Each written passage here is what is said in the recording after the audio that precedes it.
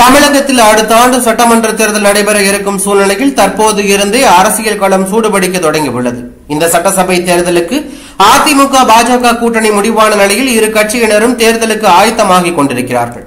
அதன்படி அதிமுக பொதுச் செயலாளர் எடப்பாடி பழனிசாமி மக்களை மீட்போம், தமிழகத்தை காட்போம் என்கின்ற புரட்சி பயணத்தை மேற்கொண்டு வருகிறார். இதற்காக அவர் மாவட்டம் தோறும் சென்று பிரச்சாரம் செய்யும் இடங்களில் பாஜக நிர்வாகிகள் மற்றும் தொண்டர்களும் திரளாக கலந்து கொள்கிறார்கள். இந்த நிலையில் எடப்பாடி பழனிசாமி நேற்று நெல்லை மாவட்டம் ராதாபுரம் சட்டமன்ற தொகுதியில் பிரச்சாரத்தை முடித்துவிட்டு இரவு நெல்லைக்கு வந்து ஒரு ஹோட்டலில் தங்கி ஓய்வெடுக்கிறார்.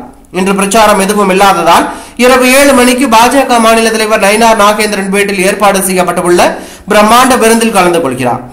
இந்த விருந்தில் மத்திய இணை அமைச்சர் மற்றும் பாஜகவின் முன்னாள் மாநில தலைவர்கள் தமிழிசை சவுந்தரராஜன், பொன் ராதாகிருஷ்ணன், தேசிய செயற்குழு உறுப்பினர் ஹெச் ராஜா மற்றும் நிர்வாகிகள், தென் மாவட்ட நிர்வாகிகள் கலந்து கொள்கிறார்கள்.